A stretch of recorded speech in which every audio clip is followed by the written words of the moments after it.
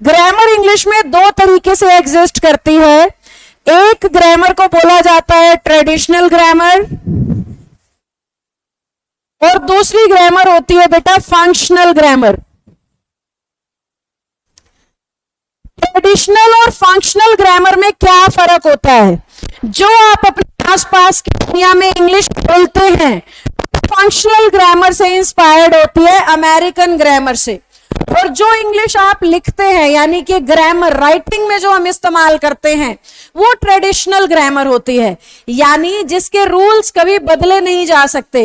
Traditional शब्द बना है बेटा ट्रेडिशन से, और ट्रेडिशन होती है परंपराएं जिन्हें आसानी से बदला नहीं जा सकता।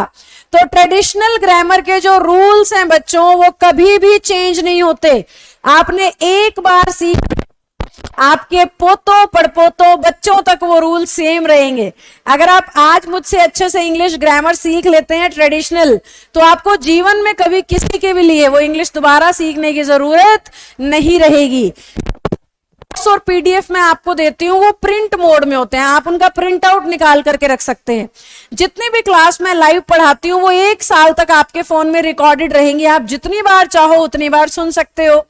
तो ये जो ट्रेडिशनल ग्रामर है इसमें हम बात करेंगे रिटन रूल्स की, और जो फंक्शनल ग्रामर है उसमें हम बात करते हैं वर्बल रूल्स की। बोलती हुई जो इंग्लिश है वो फंक्शनल है और लिखने वाली जो इंग्लिश है वो ट्रेडिशनल है। अब मैं इसका लॉजिकल फर्क आपको समझाती हूँ, उससे पहले सभी बच्चे मुझे बताएंगे ग्रामर कितनी तरह की है। फटाफट लिखें ट्रेडिशनल एंड फंक्शनल। अब ध्यान से देखना, मजेदार चीज सिखाऊंगी। आपने ना बड़े सारे लोगों को इस तरीके से सो स्वीट बोलते हुए सुना होगा, आपने बड़े सारे लोगों को सो क्यूट बोलते हुए सुना होगा, आपने बड़े सारे लोगों को सो कूल बोलते हुए सुना होगा, आपने बहुत से लोगों को सो नाइस ऑफ यू बोलते हुए सुना होगा। इंस्टाग्राम पे तो ट्रेंड भी किया था, so beautiful, so elegant, just looking like wow, याद है आपको? तो वो यही चीज तो थी, so elegant, so beautiful, so sweet, so cute, so nice, so beautiful, so good. सुना है कि नहीं सुना? यस या नो करके बताओ। क्या आपने ऐसा कुछ सुना है लोगों के मुंह से? अब ध्यान से सुनिए ट्रेडिशनल ग्रामर क्या कहती है, यानी ये आपने लोगों के मुंह से सुना है, स्पीकिंग में सुना है, तो ये हुई फंक्शनल।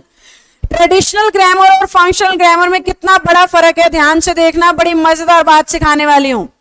इंग्लिश में एडवर्ब के टॉपिक में हम एक रूल पढ़ाते हैं कि सो एक ऐसी एडवर्ब है जो सिर्फ बुरी बातें करने के लिए, और वेरी एक ऐसी एडवर्ब है जो सिर्फ अच्छी बातें करने के लिए इस्तेमाल की जाती है। यानी कि ट्रेडिशनल ग्रामर का रूल कहता है सो वहां लगाओ जहां आप कुछ नेगेटिव बात कर रहे हो, वेरी वहां लगाओ जहां आप कुछ पॉजिटिव बात कर रहे हो।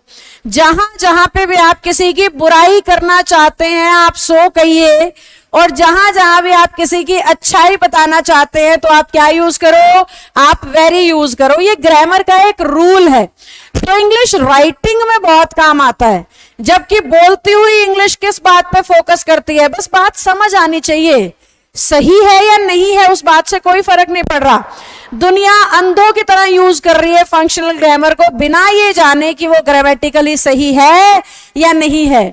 ये फर्क मैं आपको सिखा दूंगी कोर्स के दौरान कि आप जो इंग्लिश बोल रहे हो वो सही है या नहीं। अगर सही इंग्लिश बोलनी है तो कौन से रूल फॉलो किए जाने चाहिए, हर टॉपिक के हर रूल को इसी तरीके से मैं आपको पढ़ाने वाली हूं। तो यहाँ पे हमने क्या सीखा आज? पहला नियम, भाई सो ना वहां लगाओ जहां बात बुरी हो, और वेरी वहां लगाएं जहां बात अच्छी हो। तो जब भी किसी की बुराई करनी है आपने कहना है ही इज सो बैड, ये ग्रामेटिकली सही है। आपने कहना है यू आर वेरी नाइस, ये ग्रामेटिकली सही है। अगर आप कहते हैं you are so nice and he is very bad, तो आप गलत इंग्लिश बोलना सीख चुके हैं।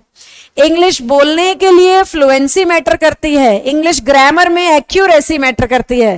तो मैं आपको एक्यूरेसी सिखाऊंगी और एक्यूरेसी के साथ साथ आपकी फ्लुएंसी पे काम करेंगे, जिससे आप सही ग्रामर सीखना, बोलना और लिखना आपको पूरे से पता लगेगा कि कहाँ पे क्या चीज कैसे यूज की जाती है।